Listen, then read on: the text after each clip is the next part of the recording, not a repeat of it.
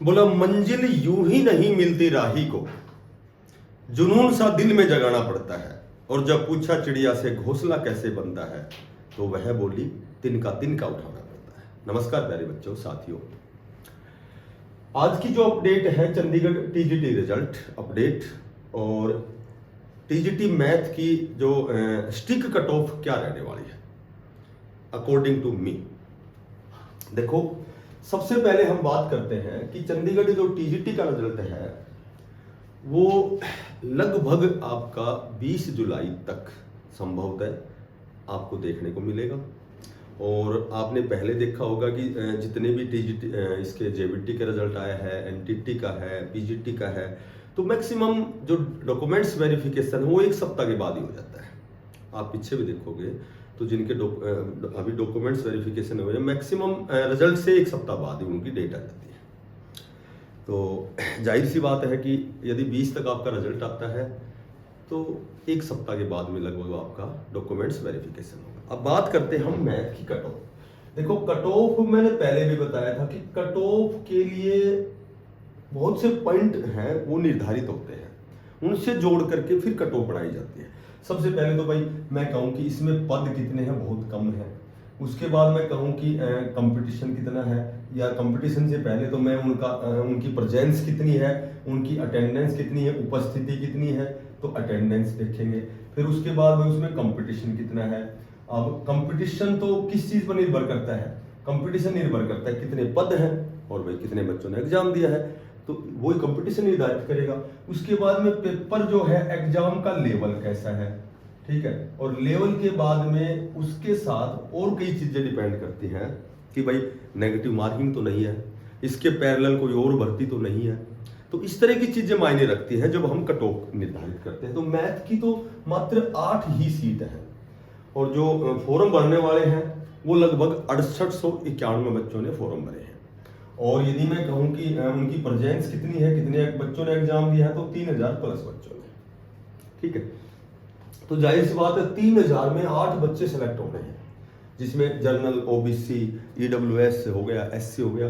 तो अब कंपटीशन तो लगभग आप कह सकते हो कि इसका कंपटीशन 1/375 है। 375 बच्चों में से एक बच्चे का सिलेक्शन होगा। अब चूंकि ये कंपटीशन तो इसके हिसाब से है, लेकिन ये भी है कि तैयारी, सीरियस तैयारी करने वाले ज्यादा बच्चे नहीं होते हैं। इसमें एक खास बात और बताता हूं कि टीजीटी मैथ हो, टीजीटी साइंस हो, सबसे हार्ड पेपर हमेशा इनका ही आता है। और फायदा इनको ये होता है कि जीके, जीएसटी, एसएसटी हो गया, हिंदी हो गई, तो इस तरह के जो सब्जेक्ट होते हैं नेगेटिव मार्किंग का, उन पर ज्यादा फर्क पड़ता है। मैथ साइंस वालों को बहुत कम पड़ता है। मैथ वालों को तो नेगेटिव मार्किंग का फर्क पड़ता ही नहीं है। कहाँ पड़ता है? फर्स्ट पेपर में, जो कॉमन पेपर होता है। मैथ वाला जो सेकंड पेपर होता है उसमें कोई फर्क नहीं पड़ता। क्यों नहीं पड़ता? कि जो क्वेश्चन हमें आते हैं जिसका आंसर निकल गया वो 100% ठीक है, जिसका आंसर नहीं निकला वो 100% गलत है। उसमें तुक्के का फायदा ही नहीं। और मैथ के जो बच्चे होते हैं, साइंस के बच्चे होते हैं, वो तुक्का भी बहुत कम से कम मारते हैं। हाँ, इतना अवश्य है कि जो मैथ के जो बच्चे होते हैं, देखो जो मैथ से बीए बीएड है, एमएससी है, जो मैथ की दिशा में प्रयास जिसने किया है, तो वो जाहिर सी बात है जब तक उसका गवर्नमेंट में सिलेक्शन नहीं होता तो वो बच्चों को पढ़ाता रहता है। या तो ट्यूशन करवाएगा, या फिर भाई अपनी बेरोजगारी के लिए, आजीविका के लिए कह सकते हो, तो वो किसी प्राइवेट संस्थान से जुड़ेगा, या फिर वो एसएससी के तहत नौकरी करेगा, ठीक है, या फिर और कॉन्ट्रैक्ट बेस पे कहीं भी। तो कहने का मेरा मतलब ये है कि और नहीं तो वो ट्यूशन जरूर करवाएगा, ठीक है। तो ट्यूशन करवाना अनिवार्य है क्योंकि वो बेरोजगार है। तो कहने का मेरा मतलब ये है कि मैथ वाले की एक तो हिंदी थोड़ी सी पुअर होती है, एक मैथ वाले की एसएसटी यानी कि जीके जीएस भी थोड़ी सी कमजोर होती है, ठीक है। मैथ वाले का कंप्यूटर अच्छा होता है, टेक्निकल सारी चीजें, साइंस स्ट्रीम के जितने बच्चे होते हैं कंप्यूटर बहुत अच्छा होता है उसका साइंस, मैथ, तो इस तरह की चीजें उसकी अच्छी होती है। तो चूंकि पोस्ट बहुत कम है, ठीक है, तो लेवल तो वही मैंने बताया था, या तो भाई किसी का इजी होता है, इजी किसी का लेवल नहीं होता है। इजी वही है जो चीज हमें आती है, इजी है, नहीं आती वो हमारे लिए हार्ड है, या फिर वो मॉडरेट होती है, ठीक है। या तो इजी होता है लेवल, या मॉडरेट, या हार्ड। तो मैंने पिछली बार उसमें बताया था कि इसको हम 2 से रिप्रेजेंट करते हैं, या तो इजी टू मॉडरेट होता है या मॉडरेट टू हार्ड होता है, ठीक है। और एवरेज ये होती है कि 10-40-40 होता है लगभग एग्जाम जो होता है वो, विशेषकर जो भावी अध्यापक बनना चाहते हैं, जो अध्यापक होते हैं जिन्होंने अच्छा प्रयास किया हुआ है, और विशेषकर साइंस स्ट्रीम के बच्चे, इनको तो वैसे ही पढ़ने की आदत ज़्यादा होती है। ये ज़्यादा साइंस वाले बच्चे जो, देखो ऊपर तक कौन जाता है जिसकी महत्वाकांक्षा ऊंची है, और महत्वाकांक्षा किन की ऊंची होती है, जो साइंस स्ट्रीम के बच्चे होते हैं, नॉन मेडिकल वाले, मेडिकल वाले, ठीक है। तो ये क्या होते हैं कि इन ये बहुत कुछ करना चाहते हैं, इसलिए इनका पढ़ने का जो है, जो आदत कह सकते हो, हैबिट कह सकते हो, ये लगातार एक जगह बैठ के 8 से 10 घंटे भी पढ़ सकते हैं। तो अब ज़्यादा लंबी नहीं खींचूंगा। देखो, तो ये जितने भी पेपर हुए हैं चंडीगढ़ टीजीटी के, ये सारे मॉडरेट टू हार्ड हुए हैं, ठीक है। तो अब हम बात करते हैं नेगेटिव मार्किंग, वो तो सभी को पता है, इसको बार बार क्या जिक्र करना। अब मैं बात करता हूं कि 2 पेपर 50 नंबर का, ठीक है, और 100 नंबर का, ये सब्जेक्ट का है। तो सब्जेक्ट में जो मैथ के साथी हैं वो तो सारे लगभग बराबर से रहेंगे।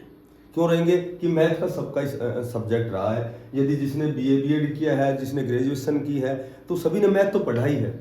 ये अलग बात है कि कई थोड़ा सा सीरियस होते हैं, कई सीरियस नहीं होते। कई तो ये सोचते हैं कि भाई मुझे तो ये करना ही करना है, और कई ये सोचते हैं कि हो जाएगा आराम से। तो कई चीज़ें होती हैं, ये भी सारी चीज़ें साइकोलॉजी पर डिपेंड करती हैं।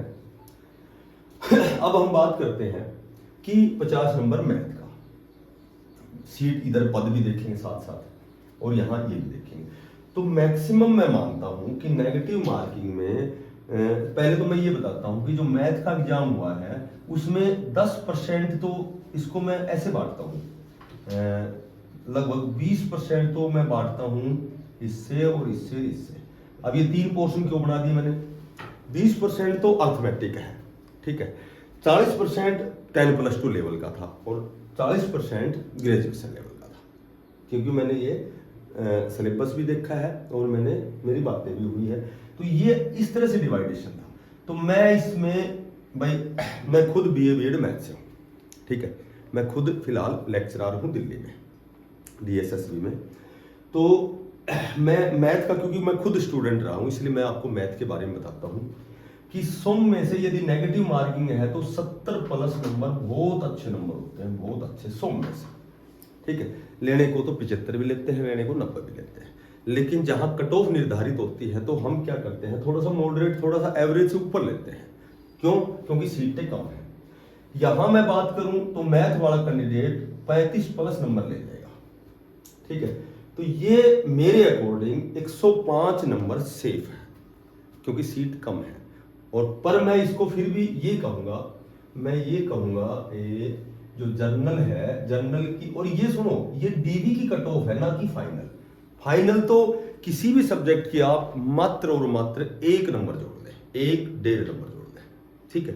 ये बहुत बड़ी बात है कि 2 नंबर प्लस जाएगी कट ऑफ से जो फाइनल जाती है, क्योंकि डीवी के लिए 1.5 गुना बुलाए जाते हैं। तो 1.5 गुना बुलाए जाते हैं, तो बहुत सी ऐसी त्रुटियां हैं जो हो जाती हैं, तो 1-1.5 या मैक्सिमम 2 नंबर ऊपर जाएगी। तो यहाँ हम हर सब्जेक्ट की डीवी की कट ऑफ निर्धारित कर रहे हैं।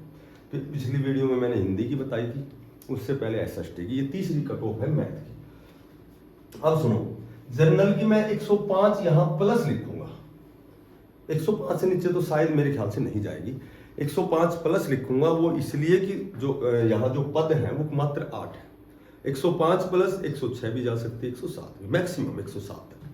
और यहाँ जो है, यहाँ में जो जर्नल की है, इसकी OBC की है, OBC को मैं इससे 5 नंबर कम रखूंगा, ठीक है।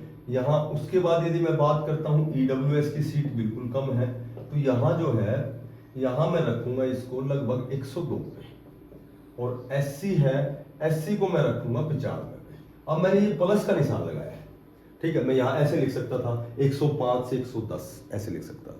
तो प्लस का मतलब ये है कि मेरे अनुसार 105 सेफ है, बाकी प्लस इसलिए लगा दिया कि हो सकता है कि 1-2 नंबर और भी ऊपर जाए, ठीक है। तो ये लगभग मेरे अनुसार आपकी कट ऑफ रहेगी। और ये कट ऑफ जहाँ तक मुझे आइडिया है, क्योंकि मैंने मैथ के बहुत एग्जाम दिए हैं, तो मैथ के एग्जाम दिए हैं, तो मैं आपको बता सकता हूँ कि मैथ में हम कितना स्कोर अचीव कर सकते हैं, कितना स्कोर गेन कर सकते हैं। और फिर एग्जाम भी आसान नहीं आता। इस मैथ का साइंस का एग्जाम बहुत अच्छा हार्ड लेवल का एग्जाम था, ठीक है। जिसकी तैयारी अच्छी है तो उसके लिए तो सारी चीज़ें हार्ड भी इजी बढ़ जाती है। तो सभी साथियों को बेस्ट ऑफ लक, धन्यवाद, राम राम।